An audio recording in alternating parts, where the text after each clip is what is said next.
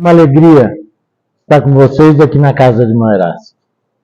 Essa casa que sempre nos acolheu com tanto amor e carinho, passando assim a ser a extensão do meu lar. Essa casa completou 68 anos em setembro passado.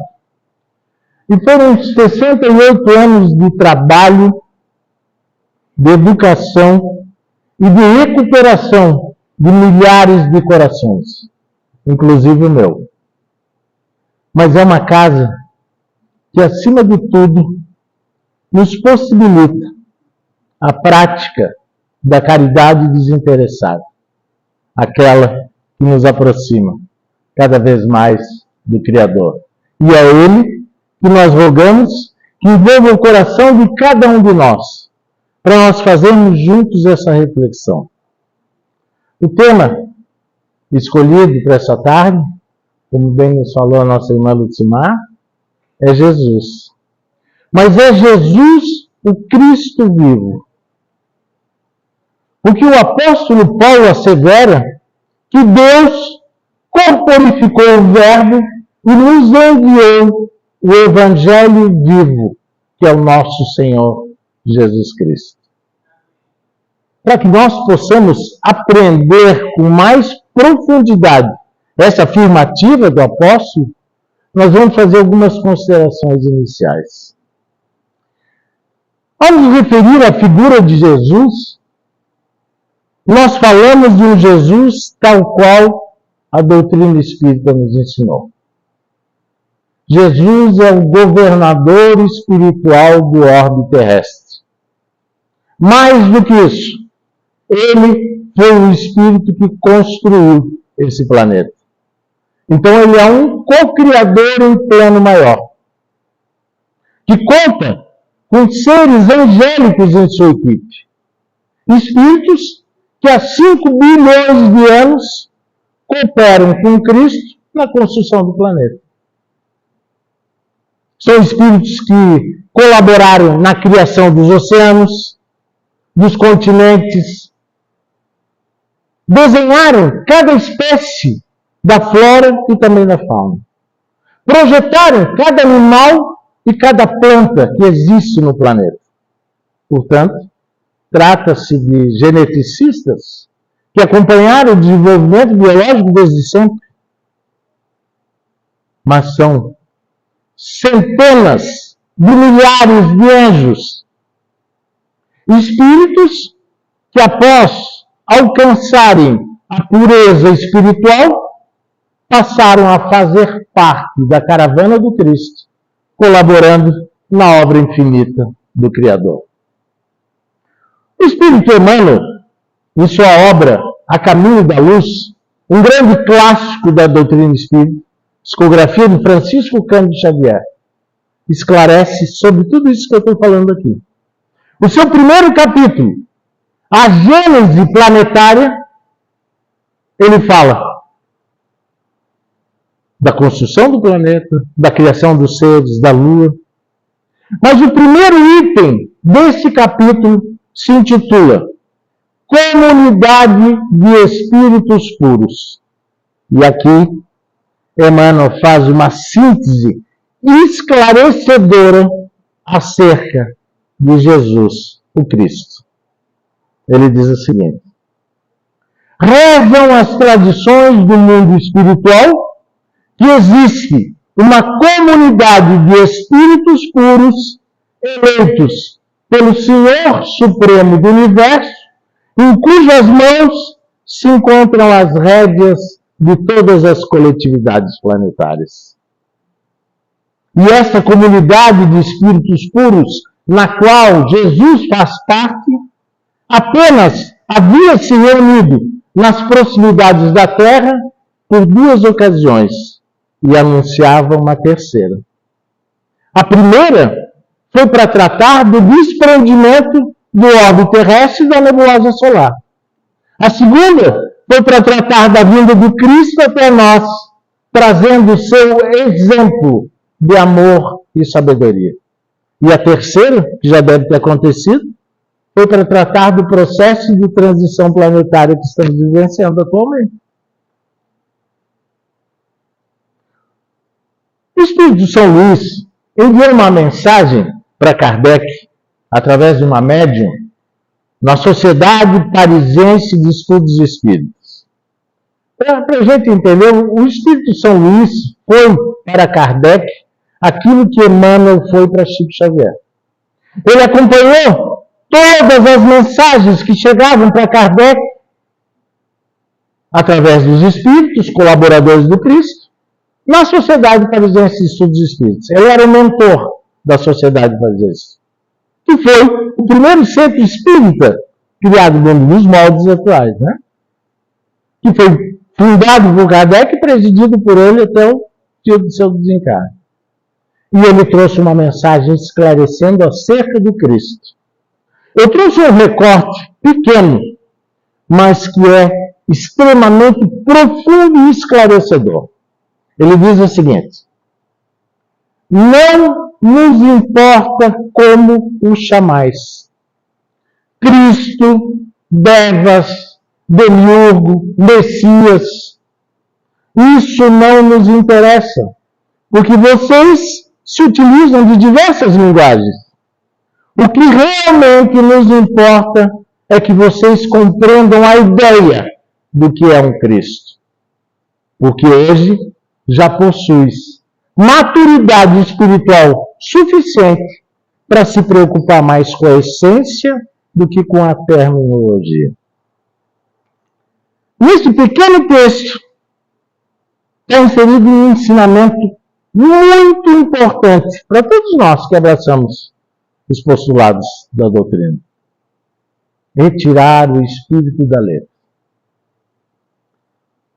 Tem um texto no livro E o Verbo se fez parábola, de Haroldo Dutra Dias, bastante ilustrativo para essa nossa reflexão. Ele diz o seguinte: nós que fomos abençoados pela luz da doutrina espírita, aprendemos que Jesus, ao encarnar na Galileia de 2000 anos atrás, precisou adaptar o seu pensamento e a sua linguagem àquelas pessoas que ouviam. Então, Jesus utilizou a linguagem humana para nos falar aquilo que era espiritual por excelência. A linguagem falada de coração para coração precisou se restringir aos estritos limites da nossa linguagem. Portanto, quando você abrir o Evangelho para se encontrar com Jesus, saiba que há um filtro. A água cristalina está dentro de um vaso de barro. Cuidado para não ficar preso ao vaso e morrer de sede, segurando o cântaro cheio, que é o Evangelho. Muitos já fizeram isso, porque a letra mata, o Espírito vivifica. Paulo, segunda carta aos Coríntios, capítulo 3, versículo 6. E o Espírito Lacordaire vem em nosso auxílio, esclarecendo que os Cristos estão no topo da escala dos espíritos puros. Vamos refletir. Kardec divide, de uma forma geral, os espíritos em 3 grandes ordens. 3. Eu tinha um professor que dizia assim: eu tenho 3 coisas para falar com ele. Aí depois ele lembrava e falou: 3 grandes ordens. Dividido em 10 classes. Então ele pegou 10 classes e dividiu em 3 grandes ordens. Espíritos da terceira ordem. Espíritos imperfeitos. Presente. Somos todos nós. Característica de espíritos imperfeitos: necessitam encarnar no corpo físico. Portanto, estão sujeitos às vicissitudes da carne. Envelhecem, adoecem, sofrem, sentem dor. Característica principal: cometem erros. Fazem escolhas erradas. Portanto, sofrem. Muitos ainda se encontram em expiação e provas. Por isso nós estamos aqui, no mundo de expiações e provas, almejando ir para o mundo de esperança. Mas como nós falamos, Kardec dividiu nessas 3 ordens 10 classes. Então, aqui na terceira ordem, são espíritos que vão da 10ª classe até a 6ª. 10ª classe, espíritos impuros. 9ª classe, espíritos levianos. 8ª classe, pseudo-sábios. Que eu acredito que tem uma grande parte de nós aqui. Que nós costumamos achar que sabemos tudo e não sabemos nada. Mas na 7ª e na 6ª, nós começamos a desenvolver uma vontade de nos melhorar. Um desejo de nos transformar pessoas melhores. Seres humanos do bem. E aí começa o processo de despertar. Despertar. Quando nós descobrimos e admitimos as nossas imperfeições, e aí começamos a trabalhar para nos melhorar. Que é o processo da reforma íntima. Que todos nós já ouvimos falar que reforma íntima. Quando eu cheguei na casa espírita, uns 15 anos atrás, só se falava em reforma íntima. A não ser que o cara ia fazer uma prece, era reforma íntima. Que é o grande processo da nossa transformação moral.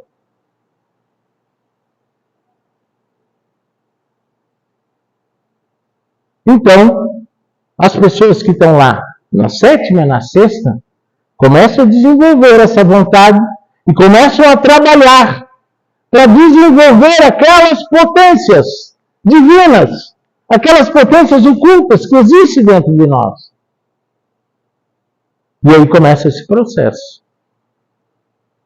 E aí, eles um dia chegam lá e nos espíritos da 2ª ordem.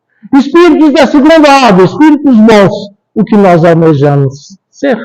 É o que nós desejamos chegar. Se nós nos esforçarmos, nos dedicarmos, nós iremos conseguir chegar lá mais rápido. Todos vão chegar. Todos que estão aqui vão chegar. Uns mais rápido, outros mais devagar. Depende de quê? Do esforço de cada um. Características de espíritos da 2ª ordem.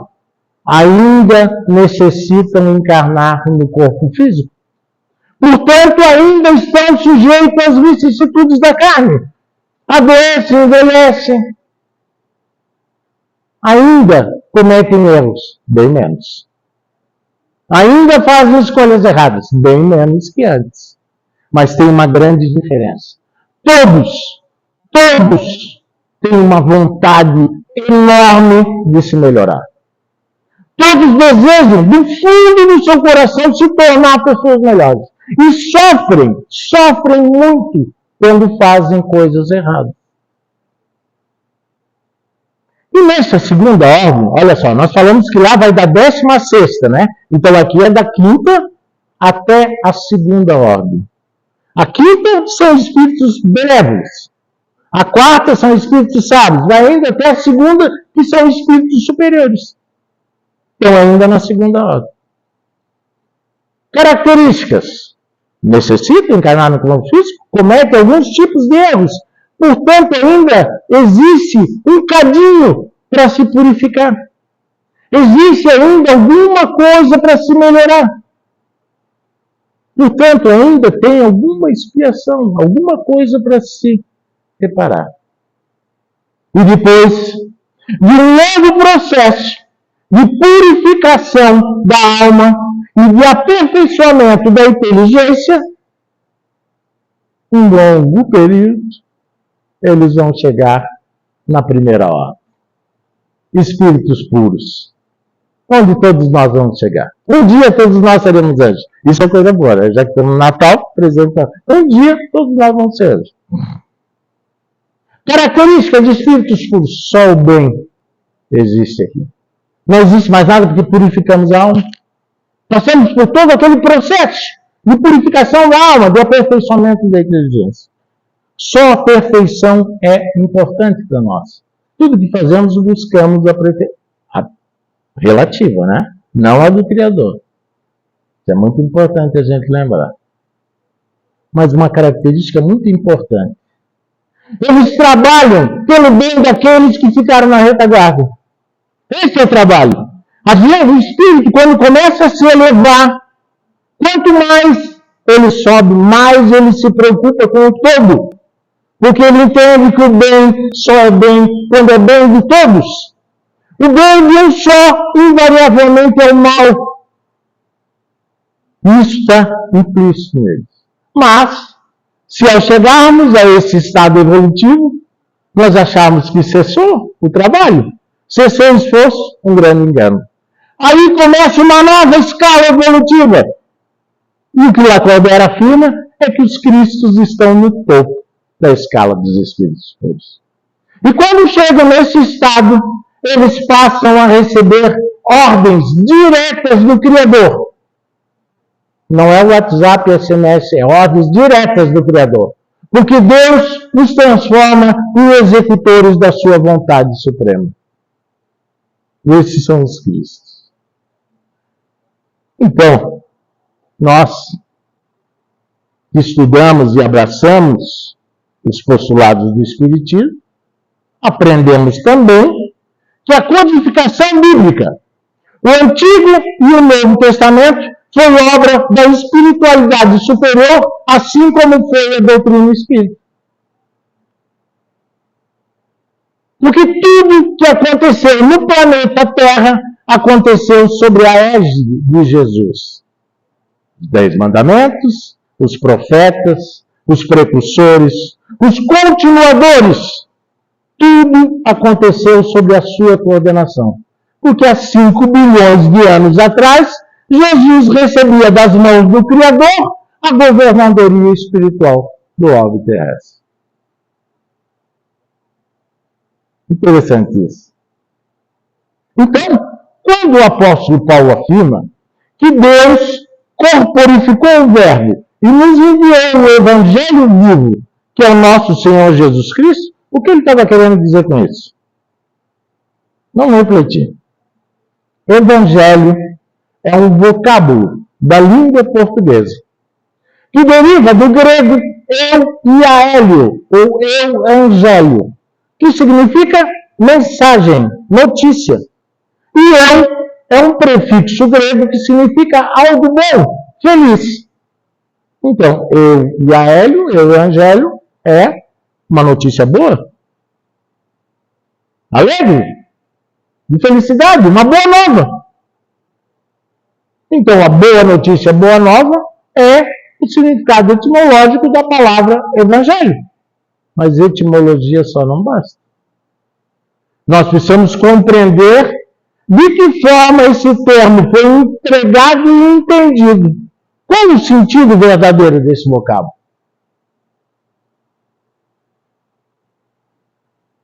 Ao ponderarmos que evangelho é a boa nova,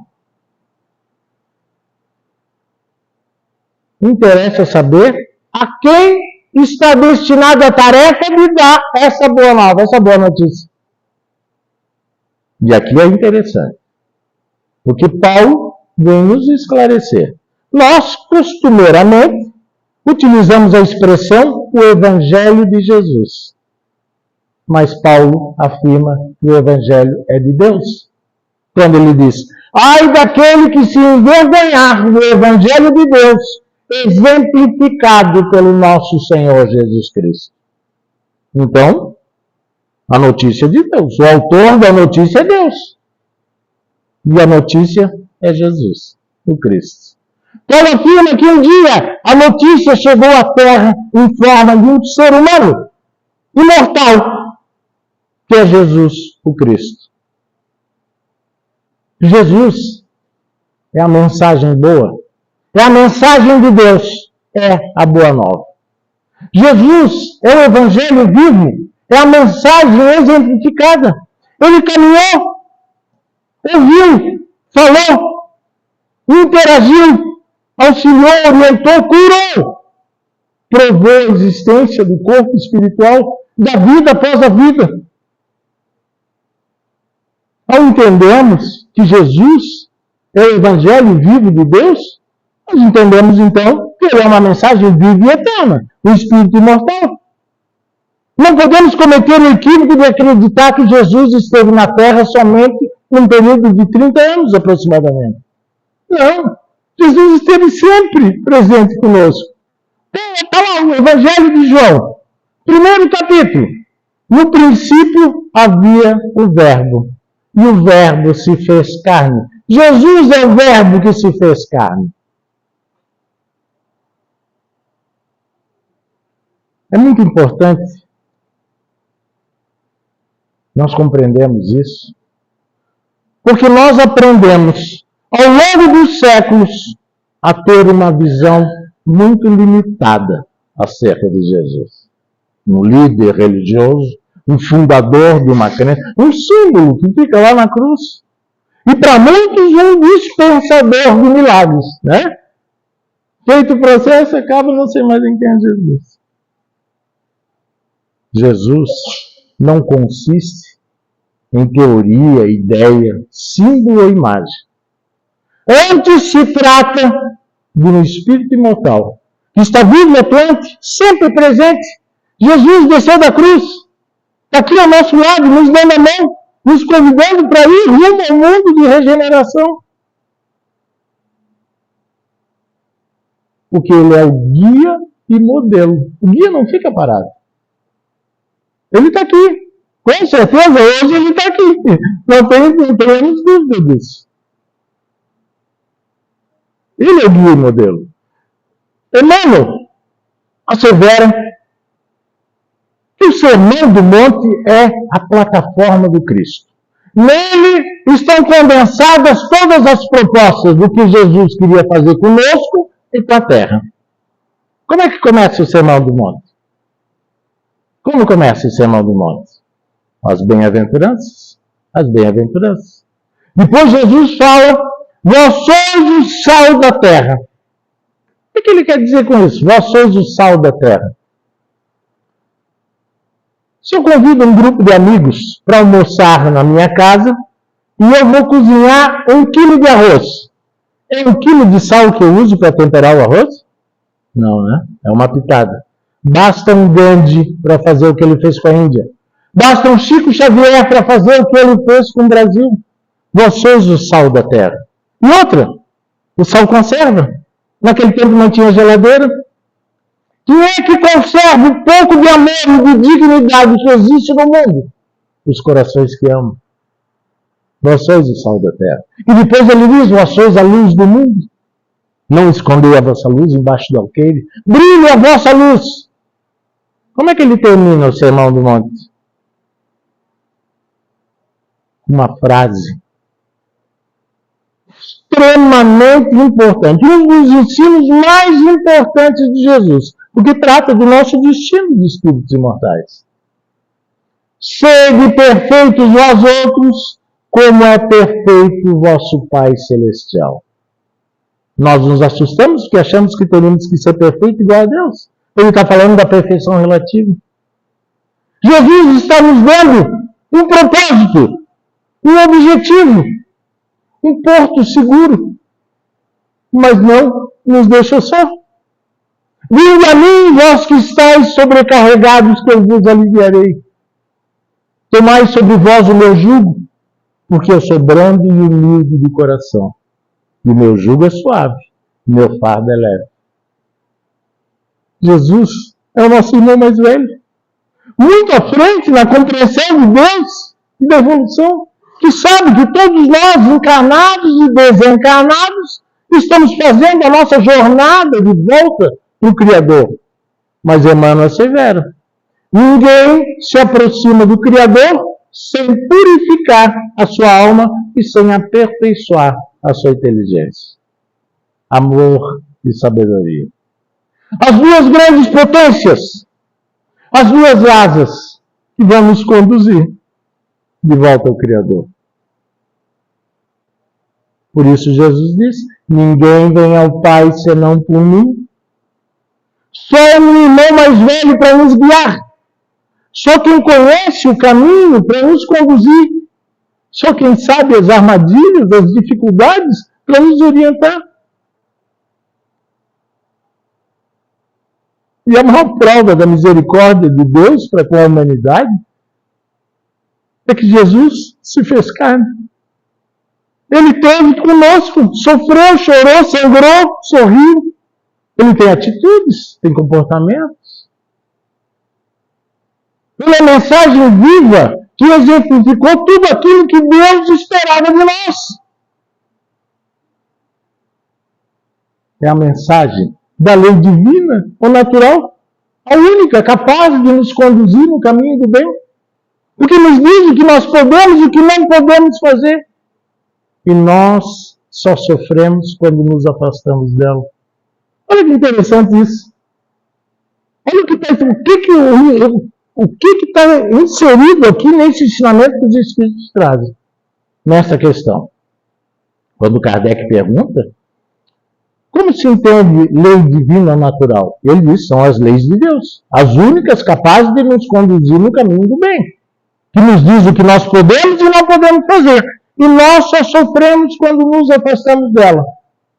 O que ele está dizendo aqui? Que todos os nossos sofrimentos, todas as nossas angústias, elas têm diversas roupagens, diversas formas, mas na essência ela é uma só, o nosso afastamento de Deus.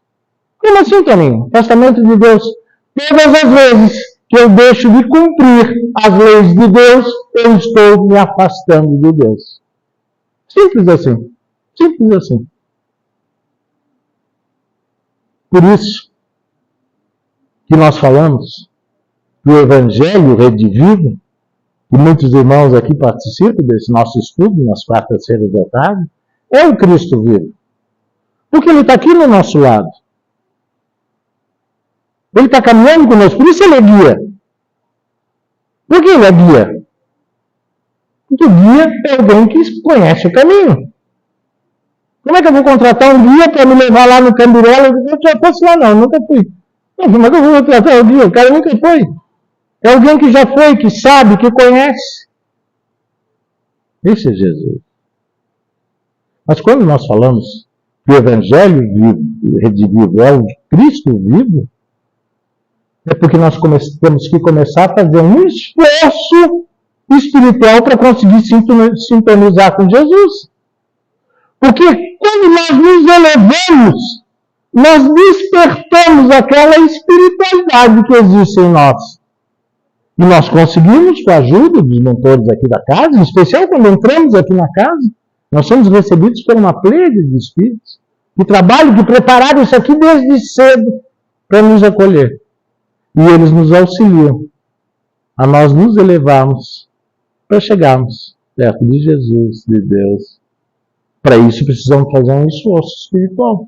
Precisamos compreender e viver que a nossa vida não se restringe ao intervalo entre o berço e o túmulo. Nós somos espíritos imortais em uma experiência física provisória, que não é porto de partida e nem porto de chegada, mas sim a viagem que nos possibilita vivenciar a lei do progresso e, por consequência, a lei de evolução espiritual. Essa obra que eu falei do Haroldo, do Verbo de Fez Parábola, ele traz um pequeno trecho que vai nos esclarecer muito sobre isso. Ele diz assim, ó, a família a qual você está inserido, a casa onde você mora, o estado onde você vive, o país que te deu uma nacionalidade, a profissão que você exerce, o cargo que você ocupa, tudo isso é uma tenda armada aqui na Terra. Vai chegar o dia que você vai ter que desarmar e voltar para o teu verdadeiro lar, que é a espiritualidade. Porque nós somos espíritos imortais. Pensando nisso, eu convido a todos nós para olharmos para dentro do templo de Deus que existe em nós. Se nós queremos entender o ensino de Jesus, nós precisamos, antes de mais nada, entender que Jesus não falava para homens e mulheres, e sim para espíritos que viverão eternamente. Quando o senador Publio Lentulus se aproxima do mestre, ele assevera: chega nesse instante uma hora muito importante para a tua vida de espírito imortal. Está no teu querer seguir-me agora ou daqui a milênios. E muito tempo se passou até que Emmanuel fosse nos contar essa história no livro há 2000 anos. Meus irmãos, Jesus conhece a cada um de nós. Acompanha a nossa jornada evolutiva desde sempre. Conhece as nossas dificuldades, as nossas imperfeições, mas conhece as nossas virtudes, as nossas possibilidades. E ele sabia que tão logo ele voltasse para as regiões celestes, nós iríamos esquecer. Nós iríamos nos desviar do caminho. Então ele prometeu, lá em João 14. Se me amardes, cumprireis os meus mandamentos. E eu pedirei ao Pai que envie o Consolador prometido, que é o Espírito de verdade, que irá vos esclarecer sobre todas as coisas, e estará convosco para todo sempre. Em 1857, o governador da terra enviou ao mundo o Consolador prometido, cuja missão era esclarecer a mente humana e consolar os corações que sofrem. Como? Através de explicações racionais, claras, diretas e objetivas de que nós não estamos sós. Que existem muitos corações que nos amam, que acompanham a nossa jornada evolutiva. Começa pelo nosso anjo da guarda, o chefe da falange, o anjo da guarda, aquele que a nossa mãe ensinou para fazermos a oração na beira da cama. Mas tem os anjos guardiões da nossa família, tem os espíritos familiares, espíritos amigos, simpáticos. Só que tem um fator muito importante nisso tudo. Existe uma outra lei natural, imutável, que é a lei da afinidade de sintonia, que diz que não importa em qual plano você esteja, físico ou espiritual, você vai estar ao lado daquele que pensa como você, que sente como você, que fala, que age como você.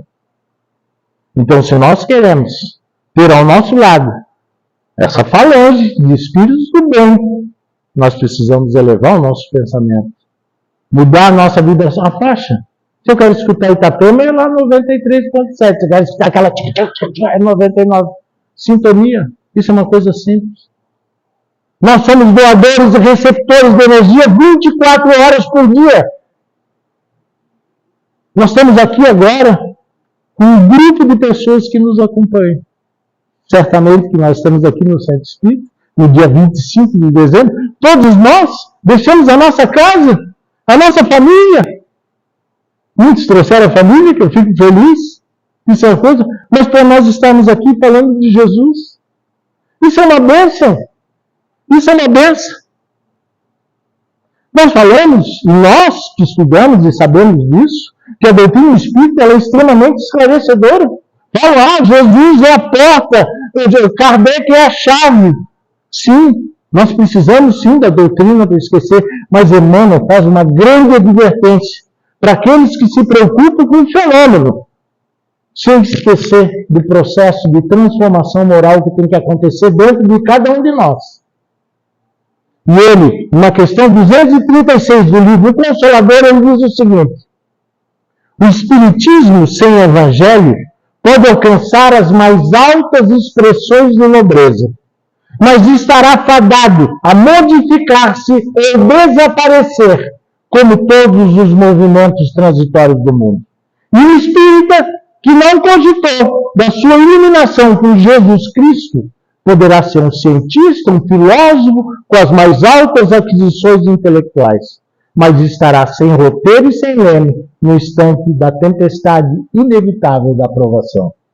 Porque só o sentimento divino da fé pode arrebatar o homem das preocupações inferiores da terra rumo aos páramos espirituais.